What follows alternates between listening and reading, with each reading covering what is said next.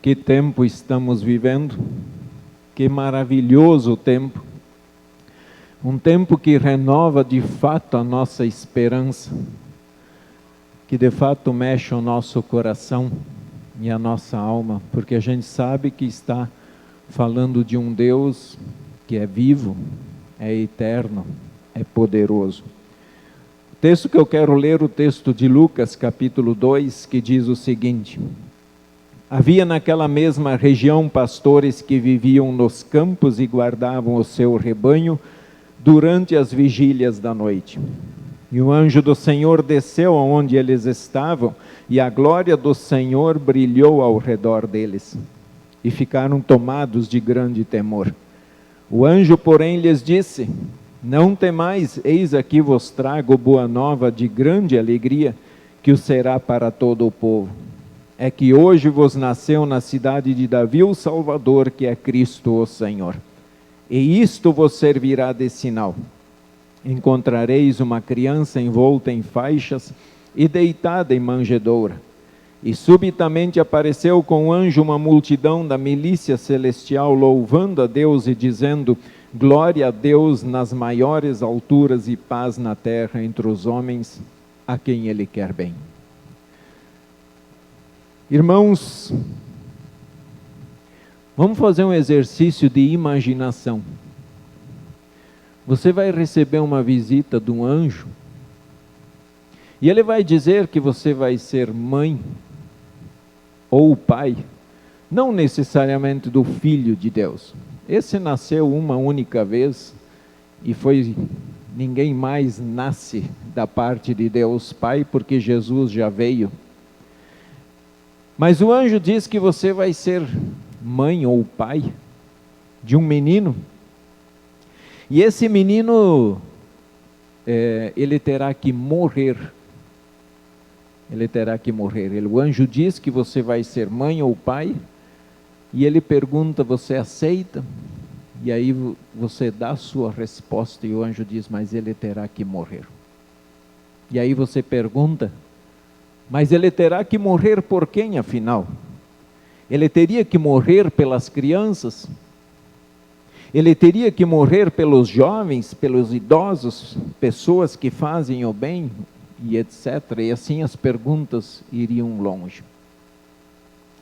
Vem então a resposta: não, ele terá que morrer por todos. Você não tem o direito de escolher por quem o seu filho irá morrer, mas ele terá que morrer.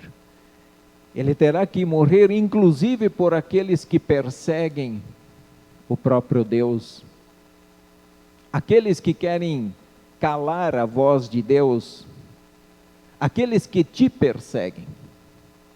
Ele terá que morrer por aqueles que estupram, aqueles que abortam, os assassinos, prostitutas, por aqueles que se consideram seus inimigos. Ele terá que morrer.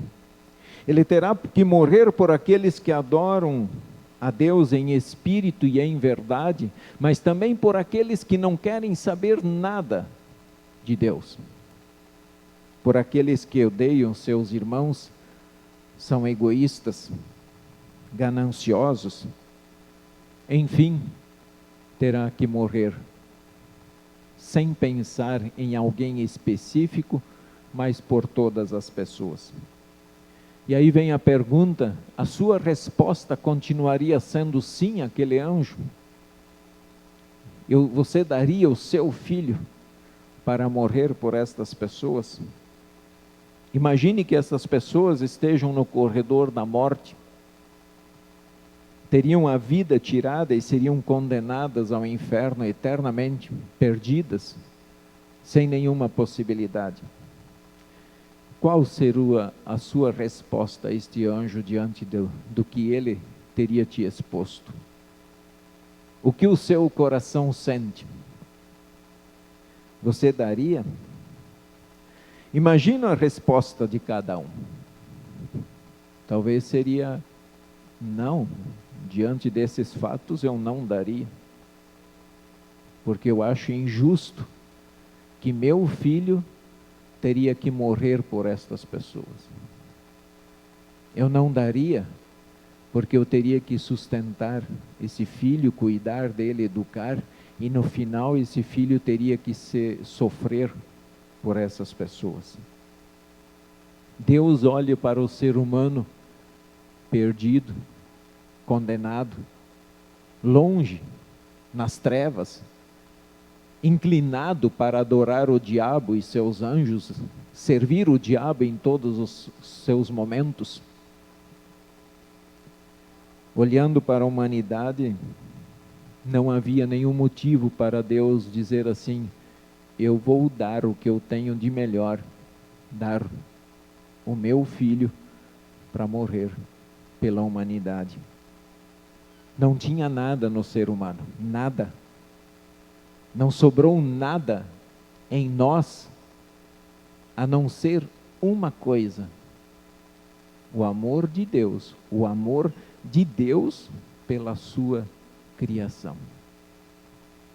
Era isso que ainda estava batendo forte no coração de Deus. O texto de Lucas, ele diz: o anjo, porém, lhes disse: não temais, eis aqui vos trago boa nova de grande alegria, que o será para todo o povo. É que hoje vos nasceu na cidade de Davi o Salvador, que é Cristo, o Senhor. Tento imaginar Deus lá do alto do seu trono, sentado no céu, num reino de paz, num reino de vida, num reino de amor.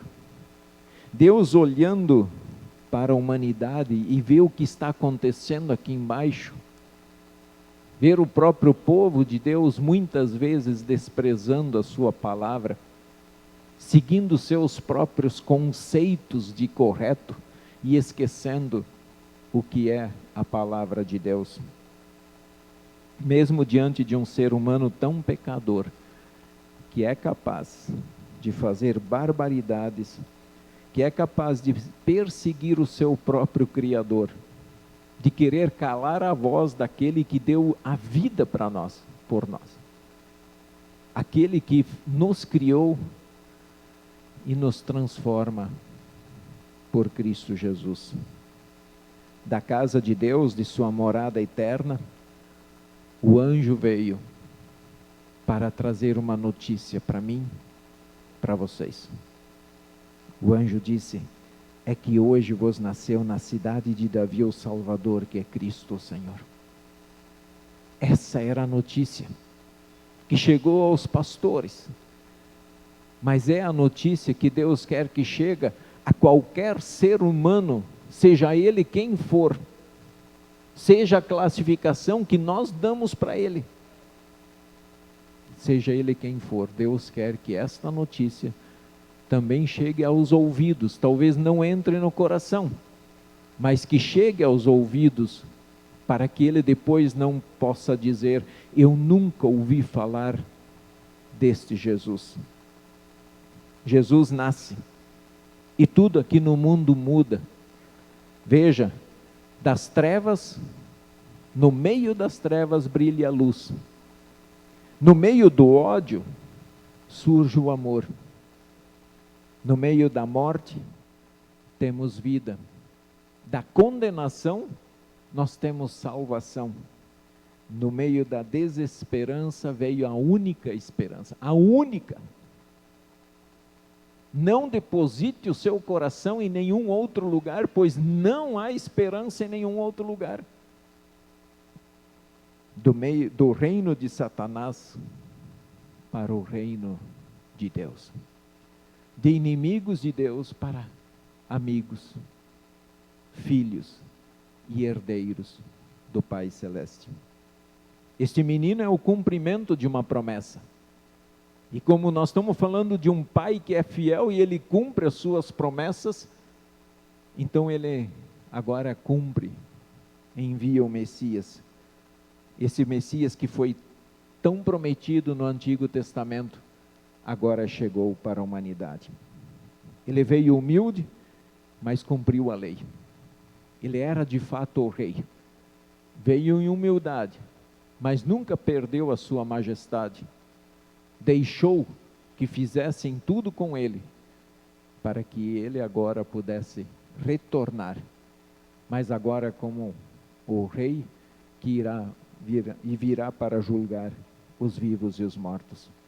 Ele é Jesus, o Filho de Deus, aquele que transforma o nosso coração.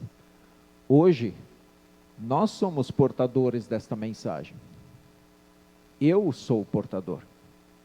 Naquele tempo foram os anjos aos pastores, depois foram aos reis magos, depois foram aos profetas, foram aos discípulos, apóstolos de Jesus. Foi o seu pai, foi o seu avô que foi portador dessa mensagem. Hoje somos nós. A mensagem está com nós. E o que nós vamos fazer com ela? Guardar? Não crer? Porque se crer e falar dá problema, porque está aí. O mundo hoje não quer ouvir isso. Lamentei que eu fui no Beira Rio dar uma olhada no Natal de luz, mas só vi trevas. Porque o menino e a razão da luz não estava lá. Não foi lembrado, nem citado, nem Jesus escrito lá estava. Luz das trevas? Lamento. O mundo quer apagar essa mensagem. Quer dar luz, mas querem tirar a fonte da luz. O mundo está perdido. O mundo está indo para o caos. E nós somos portadores dessa mensagem hoje. O que faremos com ela? Veja que Maria guardava todas as coisas no seu coração. Guardava, meditava. O que nós vamos fazer? Guardemos as palavras no nosso coração, mas não só guardar no sentido de, eu lembro, mas creia. Existe uma diferença em conhecer e crer. Isso é um abismo entre conhecer e crer. E onde está o teu coração? Está no conhecer e no crer ou só no conhecer? Pelo grande presente de Deus, Jesus. Dai graças a Deus. O presente, se você não ganhar presente, eu até estou incentivando pais, avós, padrinhos, não deem presente no Natal. Porque nós precisamos voltar a ter o verdadeiro sentido do Natal. Dizer para a humanidade que o presente veio do céu. E ele é igual para todo mundo. Não tem distinção, não tem valor. Então nós precisamos dar graças a Deus. Eu ganhei um presente, mas esse presente é de vocês também. Demos graças. Demos graças a Deus porque Deus enviou os anjos que proclamaram.